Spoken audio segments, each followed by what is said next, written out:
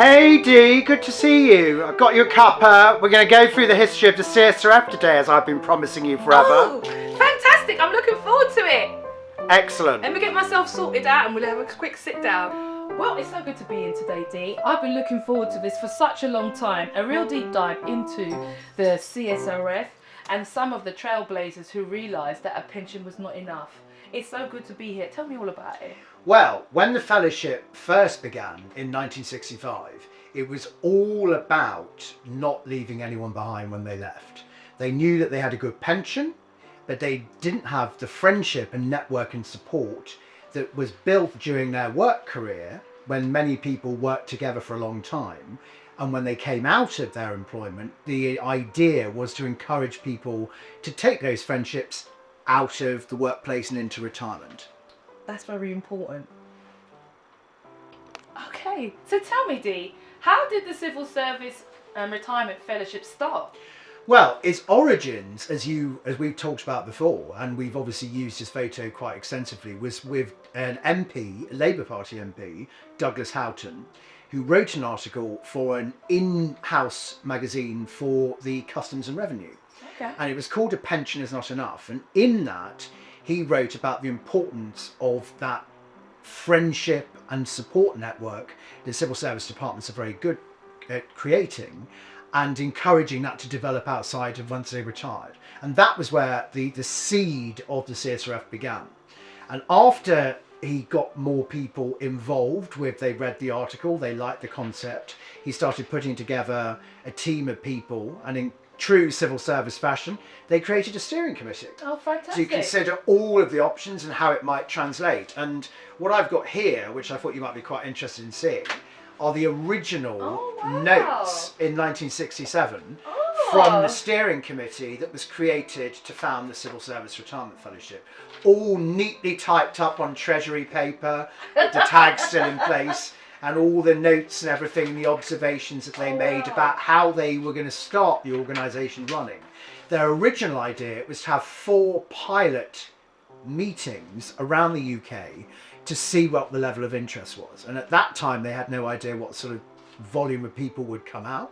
But as you may see on pictures up on my wall behind us, the 4 pictures there, the top picture is them actually signing the steering committee minutes. And then underneath are 3 of the original 4 original meetings in Plymouth, Birmingham and Guildford. Oh, wow. To see what level of interest, which was fairly significant looking at the number of people in the photos. More than significant, Yeah. because if you see how many people are there, it just shows you that there was a real desire to have friendship. Desire. So can you just tell me a little bit, because I noticed you've got some really interesting archive material about the CSRF. Could you share a little bit about that? Yeah, obviously over the years, again, when the civil service came into being, it had quite a meteoric growth in the first 10 to 15 years, and they created branches all over the UK. How many branches did we have when we were at our height? At our height, we had 111 branches, Oh, and we wow. had 750 groups. Wow, 750! All over the UK, Fantastic. all being run by former civil servants. And in true civil service fashion, there were lots of administrative layers. They had branches and groups. The branches dealt with the regions, and the groups obviously operated under the regions. And in those days, HQ had very little direct contact with the groups. They dealt with the branches. Okay. But as the organisation grew, since we had many people who had obviously historical background and archivist backgrounds, there was a gentleman called John Veitch who was commissioned in the 80s to put together a history of the CSRF. And this was obviously a presentation copy. It was sold to people within the CSRF at the time. Okay. And this is one of the original versions, and in it he details all of the growth of the Civil Service Retirement Fellowship, where it started. There are pictures in there, some of which obviously are on the wall and we've used during our 60th anniversary, but it details the whole growth and history of the organisation, including some alumni of past presidents, past board members, management committee. And in those days, there was a big AGM. They had a resolutions committee, standing order committee. Wow. As you'd expect from true, as you know from your background, they have all those elements for AGMs. Yes. They used to have a big hoopla every year, usually in former university campuses, because it was all over summer. where people came from all over the UK to debate the issues, talk about growth of the organisation. And this, which I think is a really interesting piece. Could you tell us a little bit about the history of this? Yes. And the hands, because friendship is really key. Well, the hands were the original logo of the CSRF. Yeah. So we've obviously evolved over the 60 years and had several different types of logo. But of the very beginning of the organisation, it had as clasped hands, all about friendship. And there was a wife of one of the vice presidents, I think her name, yes, Diana Lawrence. So one of the who is actually still on our VP list. His wife was a well-known sculptress, and she created this as a piece to go on the top table at annual general meetings. It was so interesting hearing about the number of groups that were all over the UK, and I'm very interested in the soundtrack to this piece of information that we're sharing. And I think you got a really interesting story about connection, friendship and fellowship, the embodiment of the CSRF, because that is the music that we're listening to. What's that all about, Dee? Well, it's very interesting actually. One of the first people I ever met when I joined the fellowship was a lady called Evelyn George, and she was on the board of directors. She was the longest serving, before they had board terms, she was the longest serving board member. She did about 10 years on the board. Wow. And she stayed the longest to make sure she was the longest. She was a very colourful character. She was a concert pianist, an actress, a stage performer. And she, unbeknownst to me when I first joined, wrote the fellowship song, which is the music you can hear on the video. Oh, fantastic. And all about, she had an idea of like an anthem for friendship and fellowship. Yeah. And the lyrics as well, all about retirement and the friendship and the importance of keeping together, were very resonant. And the music, as you can hear, is one of those like earworms once it gets in your head. Yeah. But she imagined it a bit like some of the organisations like the Women's Institute have got Jerusalem. Yeah. You know, they play it at the beginning and end of every AGM. So she wrote it and she scored it.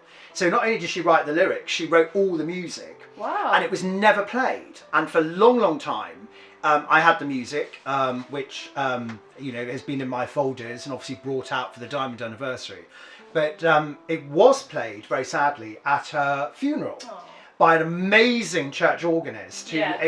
I think her original concept was, you remember the old-fashioned organs that came out the floor? That you use with the feet as well, yeah. In Blackpool. Yeah. She imagined it being really full volume, full whack, and this organist did a great job. But she was the embodiment of the fellowship. She was absolutely lived and breathed it. And she, like many of the people around our network and volunteers and people in the group network, came close to understanding why we were formed, which was to create an environment to support each other. Fellowship, friendship and connection. Absolutely. Now and into the future, and even when you retire. Yeah. That was a really interesting story about Evelyn and her work in East Sussex with retired people. I think that demonstrates the adaptability of the Civil Service Retirement Fellowship. And we've had to adapt, haven't we, Dee? Absolutely, absolutely. And I would actually credit a lot of the adapting we've had to do is down to you. Oh. And the fact that when you joined our organisation, you brought a breath of fresh air into the way in which we approach things.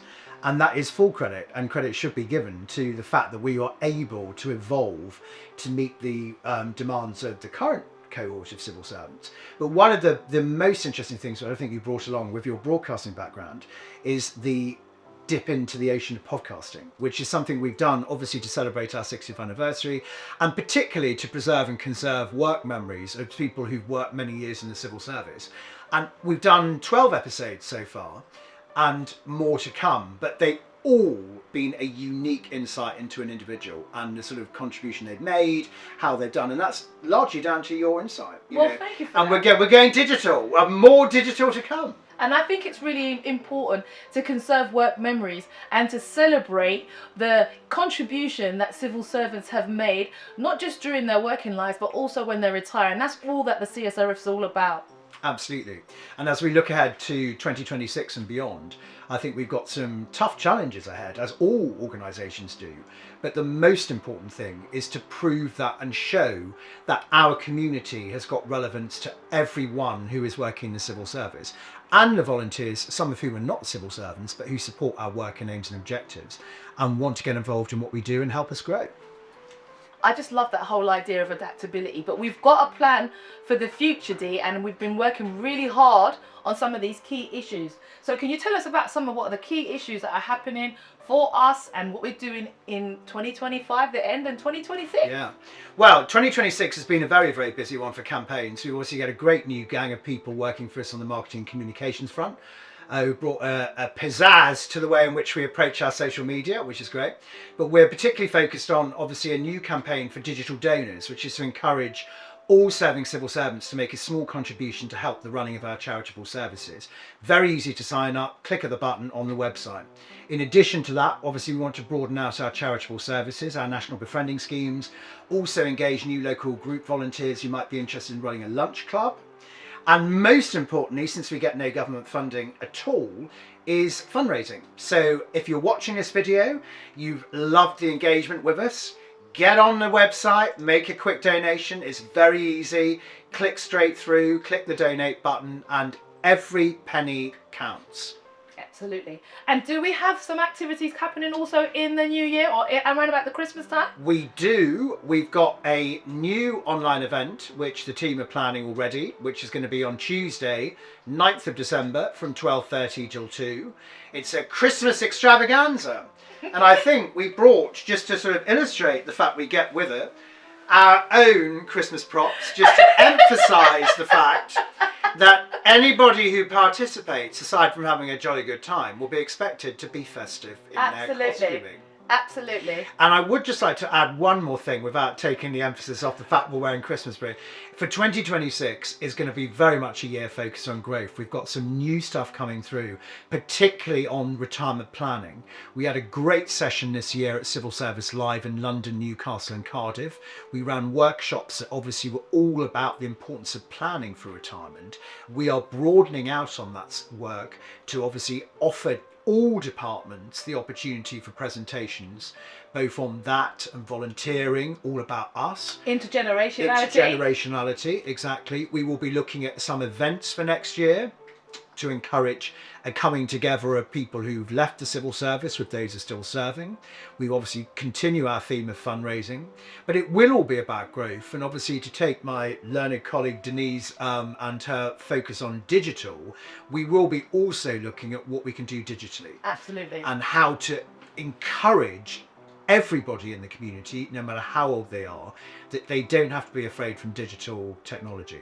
And that is very much in line with quite a few reports that have come out fairly recently on there is a significant rise in our age group and the people we look after in embracing technology and how they go about it. I think this has been a really interesting example of how a person with vision, a person with the ability to connect others and to sell that vision has real longevity. The CSRF has been going for 60 years and we want to go for another 60 years. So please don't forget, donate and support, join our socials, jump all over the podcast and come and see us. And for everyone who's watching, this is to the CSRF, to another 60 years.